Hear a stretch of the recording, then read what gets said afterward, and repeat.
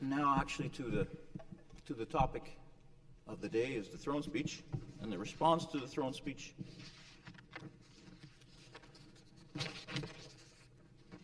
Throne speech is, and this is, I can remember the first time that I was elected. That's the first thing you see is the throne speech, and it sets out the, regardless of what government or what party or what, the throne speech puts out what their intentions are,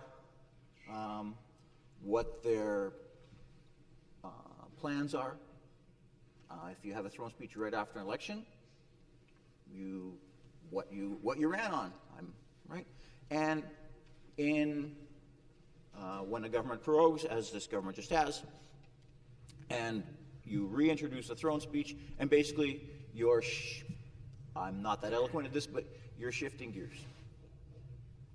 That's what the government's doing.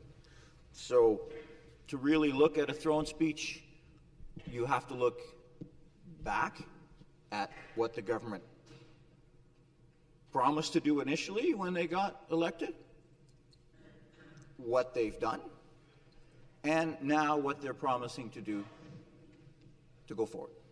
That's basically, in a nutshell, and I could say it, I'm sure others, I listened to the government House Leader describe it yesterday, and he was much more eloquent at it than I am.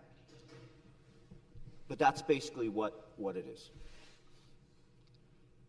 Well, what the throne speech is, what every debate here is about people. It's about, we are all elected. We all got into public service, I believe, because we care about people, regardless of our political views. And on that, I would like to start my debate talking about one particular person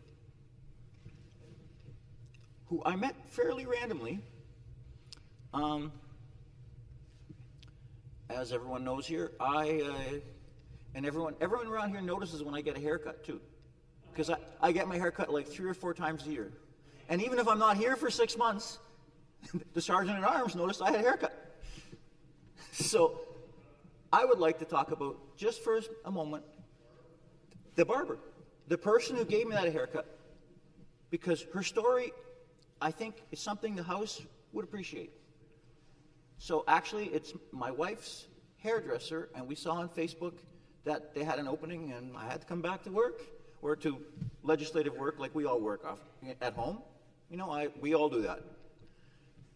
But I had to look a bit more presentable, so there was, and we got there, and her name is Lindsay.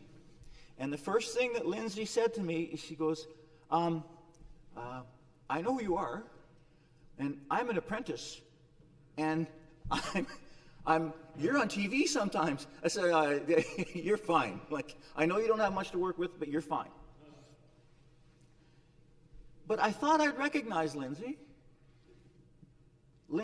I saw Lindsay the week before. She was a server at one of our local restaurants. And we started talking, and she'd worked as a server for 11 years. And last week, or when I spoke to her, was going to be her last week. She'd worked at the same place for 11 years as a server.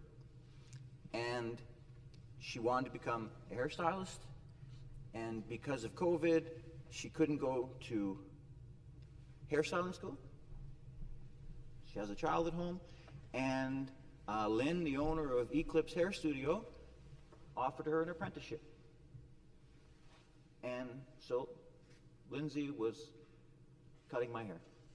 And but that she felt, you could tell, like, she felt bad that she was leaving the server job because she liked the job, but she was trying to better her life. And I just thought, like, she's really emblematic of the people who are Ontarians, who are all working really hard to make themselves better, their families better, and Ontario better.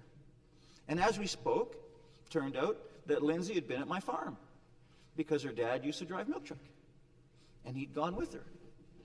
And I thought that was kind of cute. And my last thing about Lindsay, So the last week of the federal election, I went to the restaurant where she was working, and I have nothing to do with the federal election, but I do volunteer. If the campaigns call me, I knock on doors. I volunteer. I have nothing to do with the federal party, but I do knock on doors.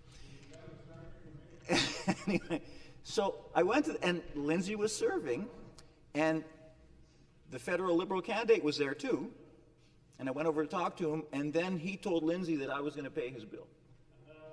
Anyway, and Lindsay came over to tell me, and I would like to do that as my intro to congratulate the federal candidates, all of them who run, and the successful ones, especially in my riding, obviously.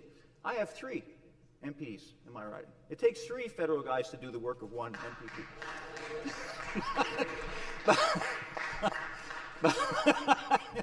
But I'd like to.